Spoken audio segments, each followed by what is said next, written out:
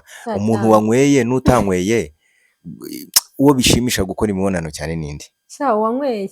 Reka nkubwire kereka ku muntu ni ukuvuga ngo abundi abantu batanywa inzoga. Yego. Nabo ikiyobyabwenge cyabo ni mu buriri kubera ko bo nyine ikintu wimenyereje tuvuge niba utarakoze inzoga mu kanwa ntabwo waba uzi uko bimeze. Ariko wa muntu ubikora ataranywa ku nzoga na rimwe aramutse agize amahirwe yo kuyisomaho akabikora yayinyweye ntabwo yazongera kubikora atanyweye. Kuko ubushyuhe nyine inzoga zongera ubushyuhe mu mubiri. Ibyo ni ihame abantu barabizi. Yego. Nibyo cyane rwose. Rero ariko ubwo bushyuhe abantu babukontorora bitandukanye. Hari abakobwa nabo bayagara cyane, yanywa akagira ubushyuhe nk'ubw'abasazi ugasanga uwabonye wese aramwurira amusoma agira ate ugasanga baramucyuye baramutahanye ugatahanwa n'umuntu utanazi. Kontorora ubwo bushyuhe. Reka ngutere sitori tura ashize umwanya yugera mu bwata ariko ngenda umukaraza w'ingoma ariko ndashaka no gukaraga ahandi hantu gake gake. Shadibati wi awida ndi mu kibada unda abaruriye koco hasi hejuru umuhungu Shadibu bucyajya kumurega. Umuhungu ari mageragere Shadibu ari muri rehab. Wabyakiriye ute nimba iyo nkuru warayumvise? Kuko buriya hari abakobwa banywa bagasinda abahungu bakabasambanya ugacya batabyibuka. Kereka iyo babakoreye aho bakabarangirizamo bwacya akabona spams ziri kugaruka. Kubera ko buriya umukobwa iyo bamusorejemo spams ntago zose zigenda hashira akanya kumva zirongeye ziramanutse. Abantu biga biology cyangwa bize biology murabizi. Si ngombwa ngo wenda nshobora kubisobanura akavuga ati ngo ubwo nibyo yirirwamo. Oya reka tubwire neza. Dusobanura abantu nk'abantu bari macuwa ntago tuba turinjije. Iyo umuntu akoreye aho spams zize ziragenda z'umuhungu intanga zimwinjiramo kubera ziba ziri mu marikidi ariko wicaye nk'uko ujya kumva ziragarutse. Ku bantu bafite spams nyinshi ureke bano bantu basambana buri munsi batagira intanga ujya kubona mukabikora yakurangirizamo ntunamenye ko zagiyemo uriya bari umusambanyi. Umuntu ni mu bikora ukumva nta ntanga zigarutse uwo muntu abasambana buri munsi. Gute intanga zawe zibura zijyashye iyo ziri nyinshi ayumva zigarutse. Rero hari abakobwa basinda kuri rwa rwego batumva niba babasambanyije akabimenya nka mu gitondo ari kumva intanga zigaruka abasina bayiki nabikoze atanabyibuka cyane cyane ko iyo utari isugi haba hararangaye ntiwakumva ngo urababara. Kereka umuntu w'isugi niwe wabyuka avuga ati nababaye ariko umuntu wabikoze ntago yabimenya izo spams zitagarutse akabimenya ari uko azumvisha. Rero uriya muhungu kuba yamusambanya byashoboka cyangwa ntibinashoboke bitewe n'impamvu. Wenda niba Shadibu yiyizi ko asinda agasinzira wenda ntiyumve bishobora kuba no kuryoshya ibintu kuba wararangaye cyangwa utararangaye no kuryoshya imibonano mpuzabitsina ni ibintu bibiri bitandukanye. Nta hantu bihurira. Ushobora kuba wegeranye nturyoshye imibonano kandi wegeranye kwegerana siko kuyiryoshya. Nese niba wegeranye umuntu ajya kugira ugahita wibumba ukamukubita umugero ukakubita icyo ukamunosha uzayiryoshya ute kugira ngo uyiryoshye nuko wirekura. Kandi abantu barangaye baba baramenyereye kwirekura ahubwo nibo bayiryoshya kurusha begeranye. Wegeranye se ko muri kurwana muba mumeze nk'abatera akabari mu Rwanda akaguha nabi kugira ngo ubone yuko ngo yibombaritse akifunga amaguru akayakanyaga ubwo se ni mugabo wamujya bivuga. Mba nkubaze wasinze wanyweye akuma nta muntu wigeze akikwiba? Reka ntabwo byakunda kubera ikiriya buriya niba ari ikintu mu buzima nanjye iyo nanyweye yego nanga n'umuntu umbwira ngo urumva ngo reka dutahane ngo tujye kunywera mu rugo biriya bintu mpita mbifata nk'ashatse kumfatirana. Rero nsinda ntashaka umuntu unyegera unkoraho ni ukuri. Mu by'ukuri iyo usinze ntubushaka umuntu asinda ukabona ngo ari gusomana uzi umuntu nasoma nasinze ninde wafata umwanya wo gutegura undi banyweye baza bahita umva bose baba bari muri mood bajya basekurana hasi hejuru. No kuvuga ngo santima zabo ziba zikubye inshuro zirenze. Yego. Ariko niyo mpamvu wanyweye ukaryamana n'umuntu mwese mwanyweye. Yego. Mukanabikora muri bazima. Ntabwo muri bazima mwaba mwumva nta birenze. None se reka nkubaza kandi kabazo gatoya. Izi nzoga hari abantu bavuze ko ngo abahungu cyangwa se abagabo iyo bazinyweye ngo bino byuma ngo byabamburaga ubushake bwo gutera akabariro, abandi bakavuga ngo nibwo kabanda yahagurukaga ku buryo kugira ngo ituze bigorana. Wowe bifite ayahe makuru ku bagabo? Umurisho TV Umurisho TV Umurishyo TV, Umurishyo TV tuyikurikire turi benshi, ikinyamakuru cyiza kandi cyizewe, dore nanjye ndahari. Yes, reka nongere nkusuhuze kandi nkikaze wowe ukurikiye Umurishyo TV, nkushimire cyane kandi nawe wakanze subscribe utarayikanda yikande kugira ngo ujye dukurikira umunsi ku munsi. Nitwa Karabo K'Imana, turagarutse rero ndi kumwe na wa mukobwa mukunda cyane yitwa Liliane, ariko Dr. Lili Massage wongeyeho ka massage burya bari sawa cyane. Liliane, karame, uraho? muraho neza? Turongeye turahuye. Yego. Nyuma y'igihe kitari kinini uvuye hano, abantu baragushimye baragukunze, ngira ngo wagiye unabibona muri comment bati Liliane twari tumukumbuye, Liliane ukora neza. Hari n'abagiye bavuga ko wabakoreye. Uriyumva ute muri kiriya kiganiro rero, wacyakiriye gute? Narabyishimiye. Yego. Abantu urababwira iki rero bakwishimira banagukunda? Icyo mbashimira, abantu bamaze kujijuka, bamaze kumenya agaciro ka massage, bamaze kumenya n'akamaro kayo. Urumva bwa mbere nkitangira ibiganiro wasangaga muri comment harimo abantuka kubera ko batari bakamenya ibya massage. Ahubwo naje gusanga muri za comment ba bantu bantuka aribo bazaga bakambera n'abakiriya mu rwego rwo kuza kuvuga ati se ibyo wenda avuga nibyo. Rero kuva abantu uko bagenda banyoboka bagenda bamenya agaciro ka massage, uzarebe muri comment nta muntu ukintuka kuko bamaze kubisobanukirwa. Ariko mbere nibwo byabaga bigoye. Ubu rero ndabashimira ko bagenda bajijuka, ko tugenda dutera imbere. Hari igihe wenda bazatanga uburenganzira abantu bakajya bafungura n'amashuri ya short courses cyangwa bakabishyira no mu mashuri, umwana akajya yiga massage agakora training kwa muganga, ku buryo no mu mavuriro hazajya haba hari massage center, icyumba cya massage, kuko ntabwo abantu bose barwaye mu bitaro bafite ibibazo bimwe. Hari uburwayi malariya ariko afite n'ikibazo cy'imitsi, rero ntabwo azategereza igihe azavira mu bitaro ngo ajye muri massage cyangwa ngo bisabe ko bahora bategera umuntu wa massage kuza kumumasa. Ahubwo wenda hari igihe kizagera bikaba byiza ko haba hari na za massage kwa muganga, ku buryo umuntu niba yirwariye n'iyo mitsi babyandika mu miti nyine, mu buvuzi bamuhaye.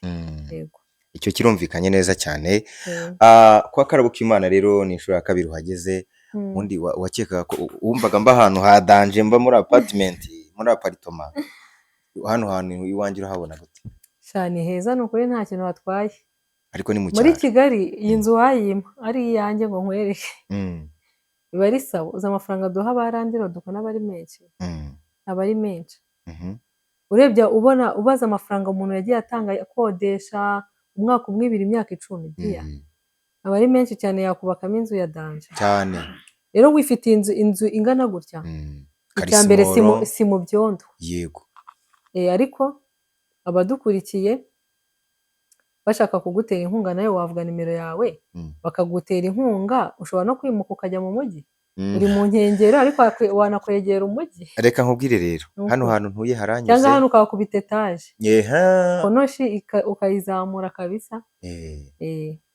Icyo nabwira abantu badukurikiye ni uko izi mbuga nkoranyambaga iyo uzikozeho neza ubasha kuba hari aho wakwivana n'aho wakwigeza. Njye natangiye no kubona yo kwigurira irindazi ari ikibazo. Urumva rero hano hantu nahubatse gake gakeya mu buzima bugoye butoroshye, ariko udufaranga nyine nagendaga ntukura mu muziki, kuri YouTube, nk'ibi ngibi nyine bino bigano dukora. Rero ndagira ngo mbabwire ko bino bintu tuba dukora, abantu mudukurikiye ntabwo tuba duhamba imbwa.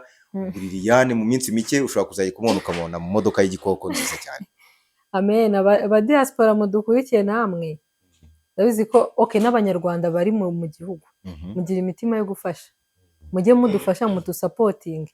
Nk'ubu ngubu wenda niba narateye, Imana iravuga ngo tera intambwe imwe nanjye nzatera 99. Niba narateye intambwe yo kwiteza imbere nkemera nkavuga ati reka nshinge business bigoye, ntabwo ari ukuvuga ko ngo ibikoresho byose by'ikoranabuhanga ndabifite. Oya, mfite ngiye nkora massage z'intoki, ariko uko mugiye muntera inkunga nkagura n'ibikoresho by'ikoranabuhanga byose nazajya mbikora. Ariko ubushobozi bwanjye ntabwo buragera aho bugera. Hari umuntu ndeba rero akavuga ati ngo Dr. Massage ni umuherwe, yaranezerewe. Nanezerewe iki? Nkora bisanzwe nkabona yo kurya, yo kwishyura inzu, ayo kubaho. Ariko ntabwo nabona miliyoni zingahe zo kugura ama mashine. Ariko se Lili, Iki kibazo urimo uravugaho reka nkikubaze mu buryo bwumvikana neza. Ubundi muri massage ukora umaze kugera ku ki gifatika ku buryo umuntu yakubona akavuga ati burya ntacyo ndageraho bitewe na depanse ngira.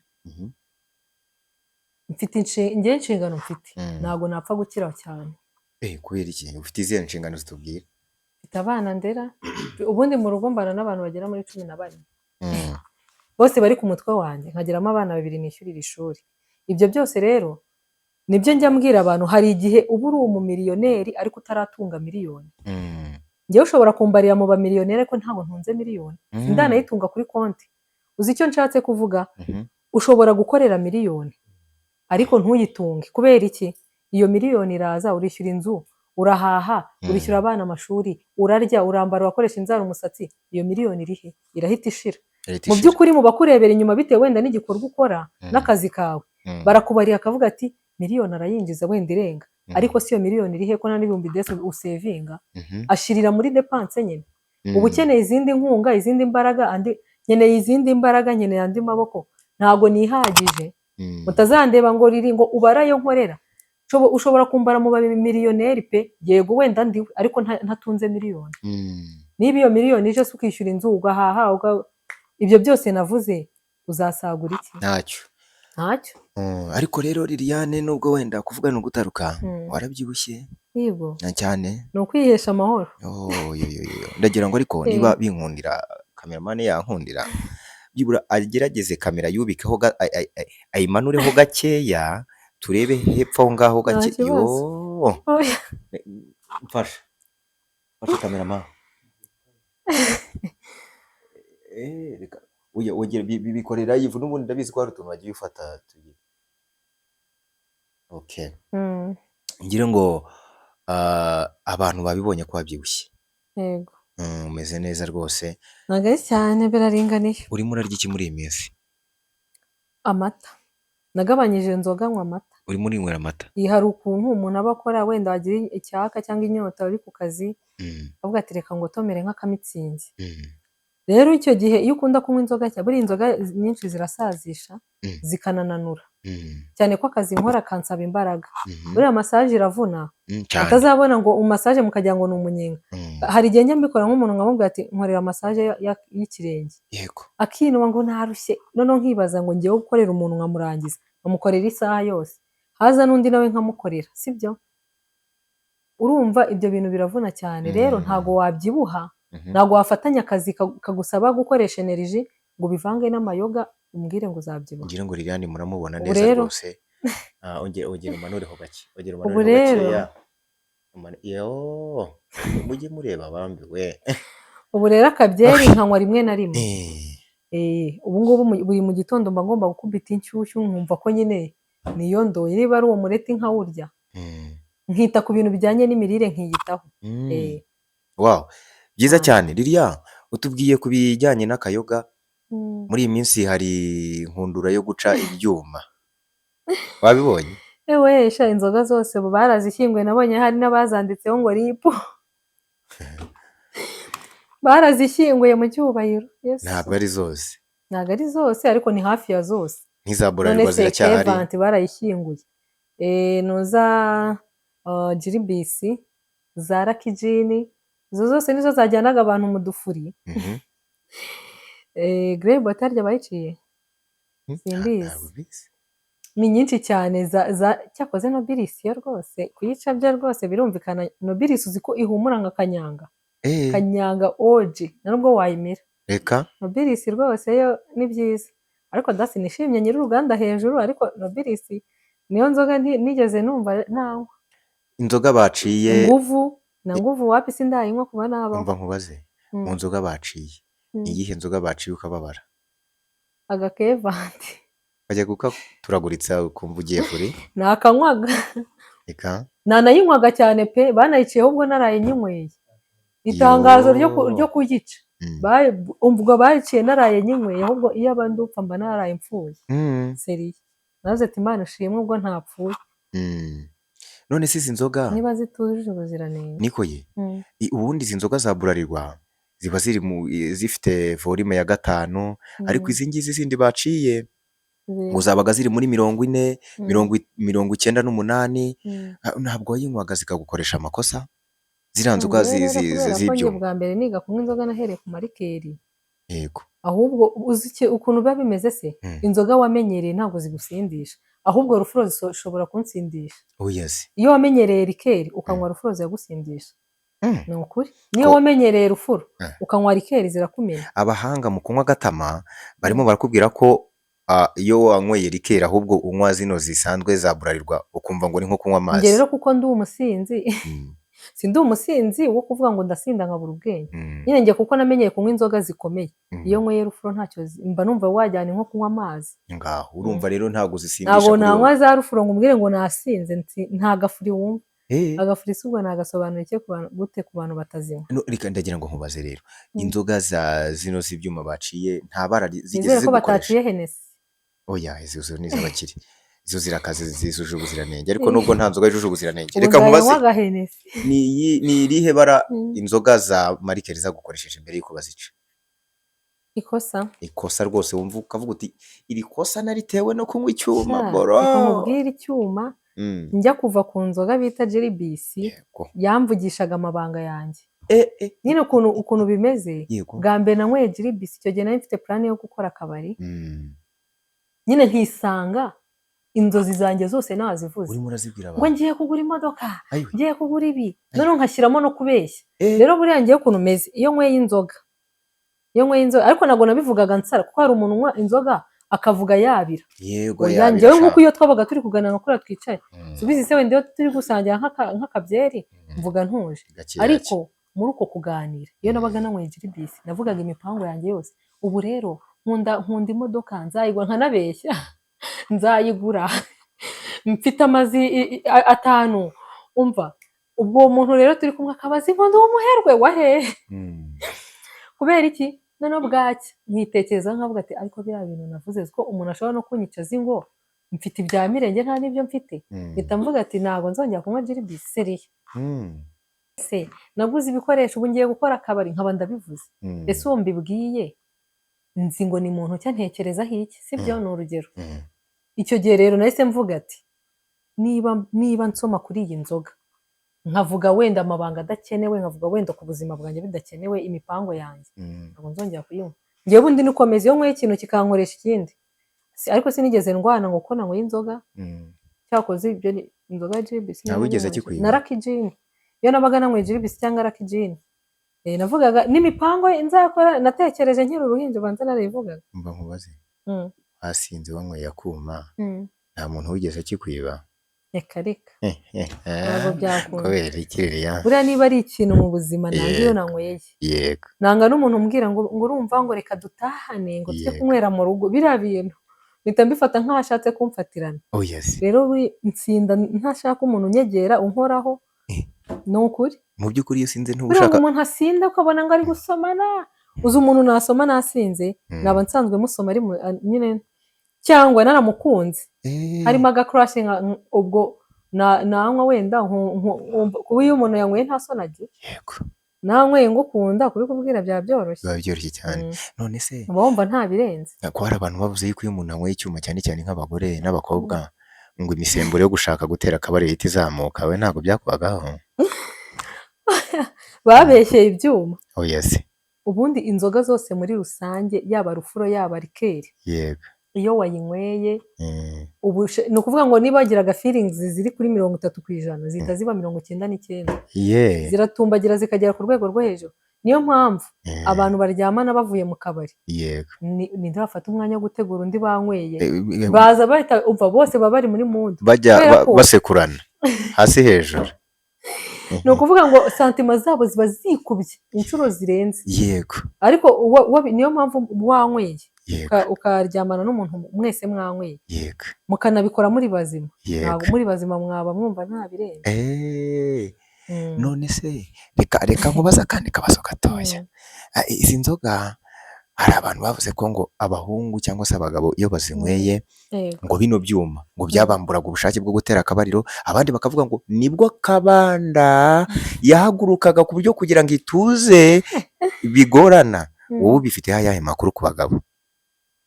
ni ukuvuga ngo abantu baba bafite imibiri itandukanye. Ni nk'uko hari umuntu unywa ku nzoga ikamugiraho aleriji yego cyangwa yanywa imiti runaka ikamutera aleriji. yego Hari abanywa muri rusange amarikoro azamura ubushake, ariko ntihaburamo bamwe bimera nk'aho iyo nzoga biterwa n'ubwoko nabwo yanyweye. yego iri alerigike kuri we yayinywa ubushake bugashira, yego nubwo yari afite ahubwo bugashira. yego Akaba we kuba yabikora ari soba ari muzima nyine atanyweye aribwo bimworohera. Ariko umva 90% iyo banyweye rwose, niyo mpamvu inzoga n'abagore birajyana.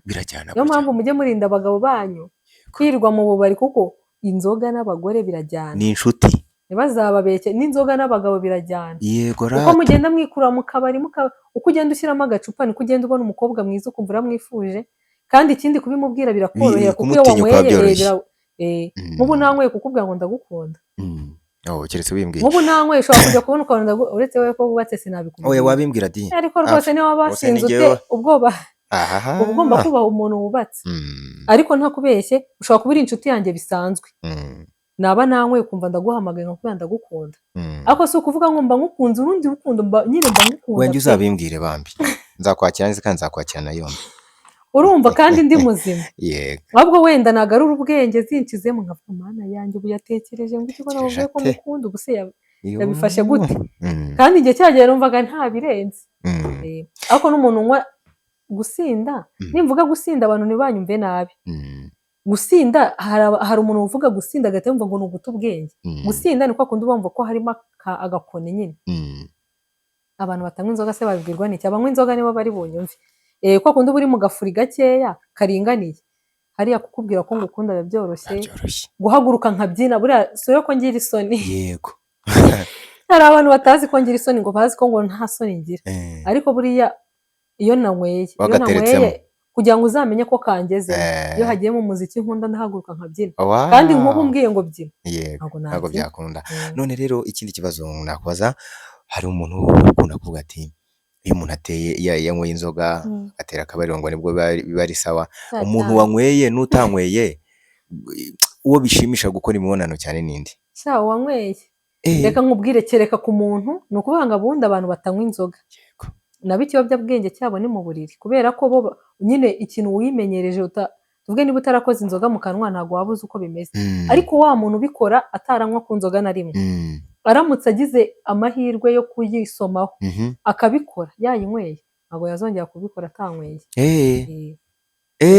kuko ubushyuhe nyine, inzoga zongera ubushyuhe mu mubiri. ibyo ni ihame, abantu barabizi. yego nibyo cyane rwose. rero ariko ubwo bushyuhe abantu babukontorora bitandukanye. hari abakobwa nabo bayagara cyane, yanywa akagira ubushyuhe nk'ubw'abasazi, cyane ugasanga uwabonye wese aramwurira amusoma agira ate, ugasanga baramucyuye, baramutahanye, ugatahanwa n'umuntu utanazi. kontorora ubwo bushyuhe. reka ngutere sitori. ejo bundi umuhungu agira atya yikore, afate akayoga kitwaga kiwingo, ngira ngo baragaciye, agakubita mu ikotomone, bari mu ikotomone agashyira mu ntuza, aragenda agera ku mukobwa witwa Shadibu. ageze yaricara ati mukobwa mwiza nkuzaniye akantu ko kunywa. Shadibu na Yuhigi baricara baragatatura. Ashize umwanya Yuhigi aramubwira ati ariko njye ndi umukaraza w'ingoma, ariko ndashaka no gukaraga ahandi hantu gake gake. Shadibu ati wi awida ndi mu kibada. undi abaruriye koco koco koco koco, hasi hejuru hasi hejuru. Umuhungu Shadibu bucya ajya kumurega. Umuhungu ari mageragere, Shadibu ari muri rehabu. wabyakiriye ute nimba iyo nkuru warayumvise? urumva njye twese twumva inkuru gutyo ku mihanda, ntabwo tuba tuzi ukuri kwa nyako. iyo haza wenda kuba hari nka kamera kwa Shadibu, wenda aba yaragaragaje ukuntu batangiye babiganiraho n'uburyo wenda yinjiye mu cyumba musanzemo, wenda ibimenyetso byari kugaragara. ariko ko nta kamera ntabwo byari kugaragara nimba yamufashe ku ngufu. njyewe ukuntu nabyumvishe, Shadibu yavuze ko bari basanzwe ngo yaramuburotse. urumva, ku giti cyanjye nyine natekereje ko ntabwo waburoka umuntu mudasanzwe muri inshuti. urumva bari basanzwe bari inshuti, sibyo? njye naraketse bashobora kuba bari basanzwe barakundanyeho bagashwana akamuburoka, kandi ngo aje kumusaba imbabazi. urumva, aje kumusaba imbabazi, bararana mu cyumba cye. njye nibazaga ibibazo bibiri: umuntu uha uburenganzira bwo kuza mu cyumba cyawe, uwo muntu umwizeye uba umukunda, sibyo? rero kumufata ku ngufu birashoboka cyangwa ntibishoboka? kuko buriya hari abakobwa banywa bagasinda abahungu bakabasambanya bugacya batabyibuka. Kereka iyo babakoreye aho bakabarangirizamo bwacya akabona spamu ziri kugaruka. Kubera ko buriya umukobwa iyo bamusorejemo spamu ntabwo zose zigenda, hashira akanya kumva zirongeye ziramanutse. Abantu biga biology cyangwa bize biology murabizi, si ngombwa ngo wenda nshobora kubisobanura akavuga ati ngo ubwo nibyo yirirwamo. Oya reka tubwire neza. Dusobanura abantu nk'abantu bari macuwa, ntabwo tuba turi injiji. Iyo umuntu akoreye aho spamu zize ziragenda z'umuhungu, intanga zimwinjiramo kubera ziba ziri mu marikidi. Yego. Urumva hari intanga se twabyita gute? Bitekereza neza bitubwire. Hari spermatozoide, hakaba tekereza neza ukurureye. Spermatozoide, hakaba na ari amarikide intanga ziba zirimo. Yego. Iyo akurangirijemo zimwe hari igihe ziragenda, ariko wicaye nk'uko ujya kumva ziragarutse. Ku bantu bafite spamu nyinshi, ureke bano bantu basambana buri munsi batagira intanga, ujya kubona mukabikora yakurangirizamo ntunamenye ko zagiyemo. Uriya bari umusambanyi. Umuntu ni mubikora ukumva nta ntanga zigarutse, uwo muntu abasambana buri munsi. Gute intanga zawe zibura? Zijyashye. Iyo ziri nyinshi ayumva zigarutse. Rero hari abakobwa basinda kuri rwa rwego batumva niba babasambanyije, akabimenya nka mu gitondo ari kumva intanga zigaruka akabasinabaye iki nabikoze atanabyibuka. Cyane cyane ko iyo utari isugi haba hararangaye, ntiwakumva ngo urababara. Kereka umuntu w'isugi niwe wabyuka avuga ati nababaye, ariko umuntu wabikoze ntabwo yabimenya izo spamu zitagarutse. Akabimenya ari uko azumvisha. Rero uriya muhungu kuba yamusambanya byashoboka cyangwa ntibinashoboke bitewe n'impamvu. Wenda niba Shadibu yiyizi ko asinda agasinzira wenda ntiyumve, bishobora kuba. Cyangwa se nanone ntibibe byaterwa. Gusa nta ruhande na rumwe mbogamiyeho, ariko ibyo bintu uko ari bibiri birashoboka. Kuba yaba aramufashe cyangwa ntamufate byashoboka. None se tubwiye ku bantu batari amasugi baba bararangaye. Uyu muntu warangaye kubera kwirirwa bacumacuma ashobora kuba yaryoshya imibonano? Yego. N'umuntu wari wese ufite inkoresho iyo ari yo yose? Reka nkubwire, gukora imibonano mpuzabitsina no kuryoshya ibintu, kuba wararangaye cyangwa utararangaye no kuryoshya imibonano mpuzabitsina ni ibintu bibiri bitandukanye. Nta hantu bihurira. Ushobora kuba wegeranye nturyoshye imibonano. Kandi wegeranye? Kwegerana siko kuyiryoshya. Nese niba wegeranye umuntu ajya kugira ugahita wibumba ukamukubita umugero ukakubita icyo ukamunosha, uzayiryoshya ute? Kugira ngo uyiryoshye nuko wirekura. Kandi abantu barangaye baba baramenyereye kwirekura, ahubwo nibo bayiryoshya kurusha begeranye. Wegeranye se ko muri kurwana? Muba mumeze nk'abatera akabari mu Rwanda. Akaguha nabi kugira ngo ubone yuko ngo yibombaritse, akifunga amaguru akayakanyaga, ubwo se ni mugabo wamujya? Ariko buriya nta mukobwa uba wararangaye yajya kuguha akiba umunyamunya agira ngo akubeshye ko akiri tayari bikora. Noneho ikintu gisekeje, hari igihe kamanze nseke. Baduseke di mama we. Yesu we. Hari igihe yimunyamunya ngo wumve ko hatarangaye. Yego. Yatusha gato kwa kundi uri gusa atumushyiramo imbaraga. Yashyiramo imbaraga agahita wumva urobotse mu cyobo. Kumbura uribiye nyine.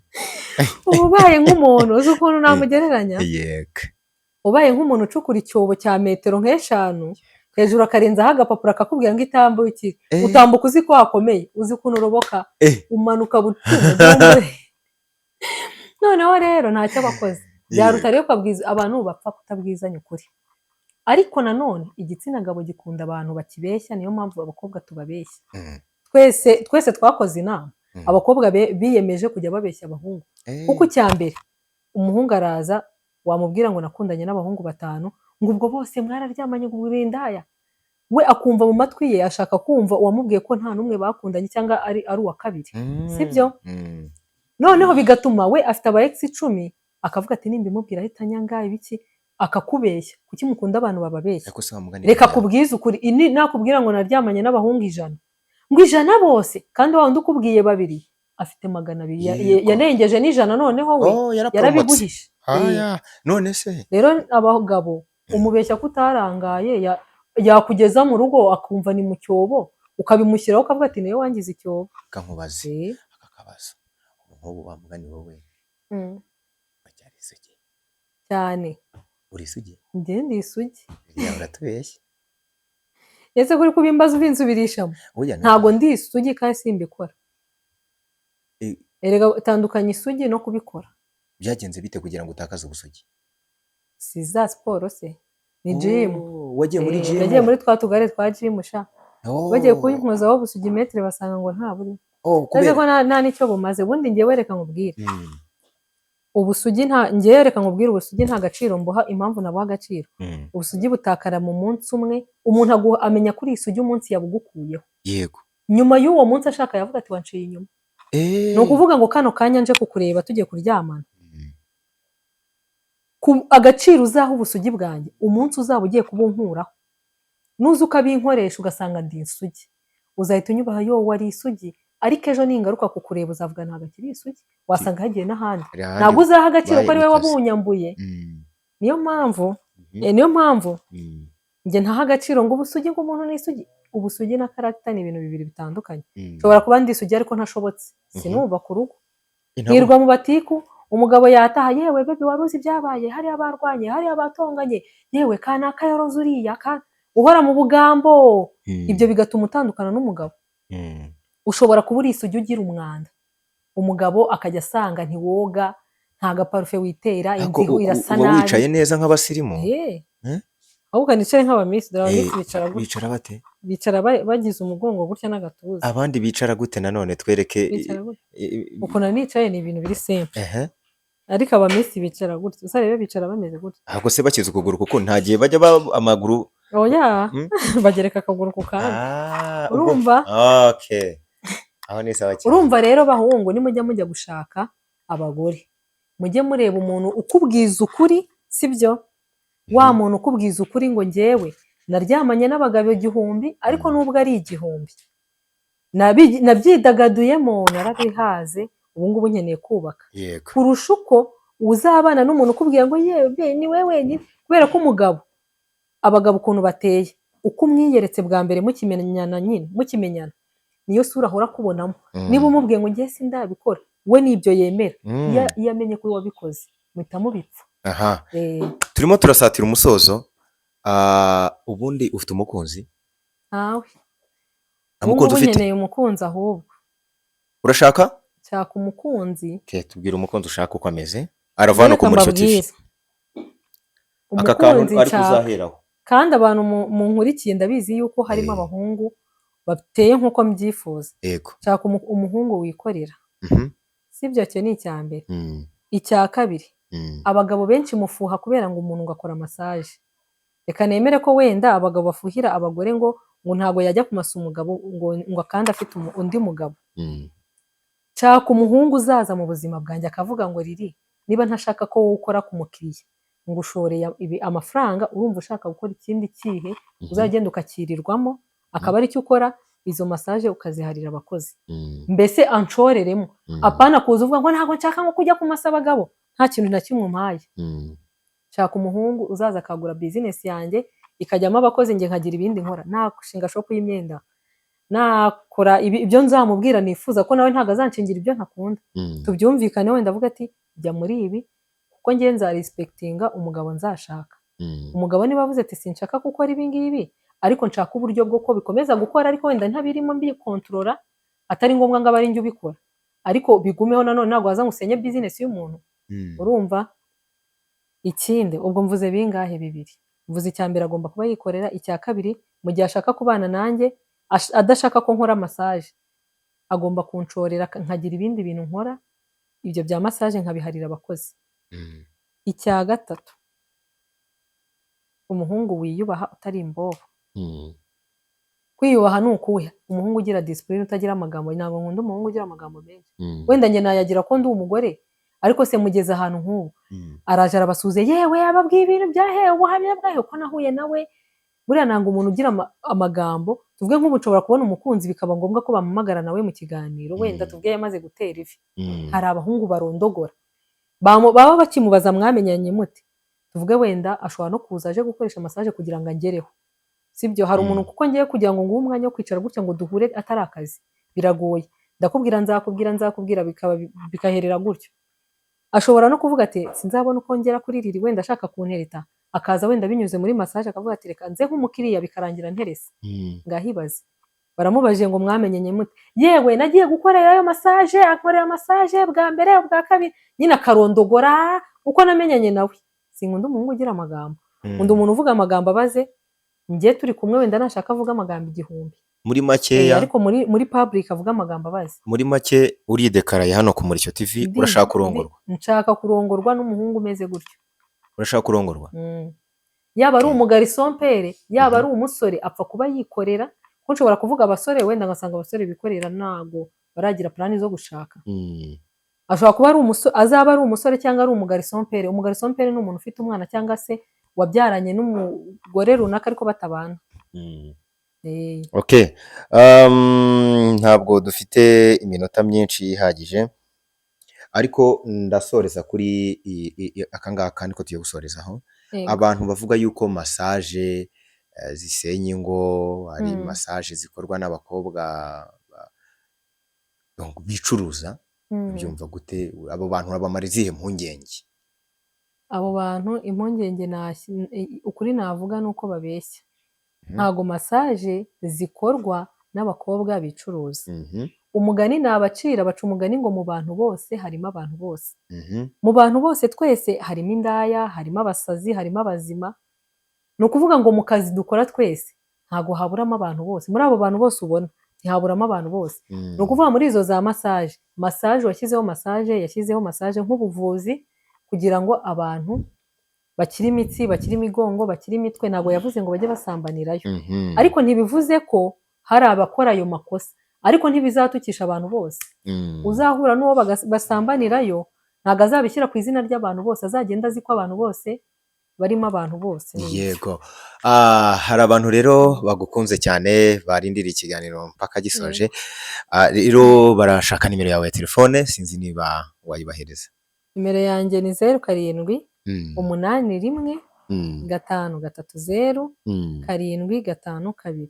Ongera ubibutsa ahantu ukorera. Yego, nkorera Kicukiro, ngakorera na Kabeza. Banyandikira kuri WhatsApp cyangwa bakampamagara nkabasobanurira nkabarangira. Ni nabwo wababwira igiciro?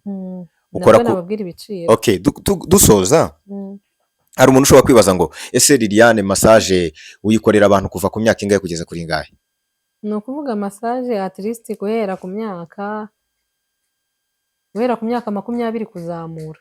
Ku myaka 20. Kuko buriya umwana w'imyaka 20 aba yararangije segonderi atangiye kujya mu buzima bwo hanze. Kuko massage ubundi igenewe abantu bagira umunaniro w'umubiri ndetse n'uw'ubwonko. Nk'umwana w'umunyeshuri ubwonko bwe buba bugikora, amaraso y'abakiri mashya ntabwo yavuga ngo kwiga biramunaniza. Ariko umuntu umaze kujya mu buzima bwo hanze akoresha zo za mashine, acanganyikirwa wenda akakora akazi k'ikiyede, uwo munaniro uba ukeneye massage, ko amaraso y'abakeneye kugira gute gutembera neza. Igiciro cya nyuma nangahe ufatiraho? Cyane bibabwira inbox. Kubera biterwa n'ikibazo umuntu afite, nshobora no kumugabanyiriza bitewe n'iminsi azakoresha. Biba byiza rero mbibabwiye inbox. Alright. Reka rero nkushimira, ariko mbere yuko nkushimira mu masegonda 5 niki wabwira bari badukurikiye?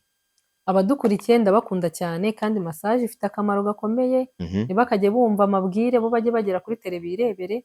Niba umwe yaragiye haba indaya, ntago ariko ahantu hose haba indaya. Ajye we niba ufite ikibazo uzaze kwa Dr. Massage nzakuvura. Nzabona itandukaniro. Nitugukenera ko wongera ugaruka uzagaruka hano? Nzagaruka. Dukora ibiganiro. Nta kibazo. Very nice. Abantu muze kumwereka urukundo rero mu muhamagare, nimurangiza mumuhereze massage, mumuhereze abakorera massage kugira ngo ibintu bigende neza. Nimero ye twanayipininza aho ngaho muri comment, ujye muri comment section ubundi uze kureba uko ibintu bimeze. Nimero ye fatira no kuri WhatsApp. Yego. Right. Turabashimiye rero mwe mwese mwadukurikiye kuva ikiganiro gitangiye kugeza gisoje. Nge nari Karabukimana imbere yanyu, mwarebaga Liliane. Ibindi nakagaruka. Hasta la vista.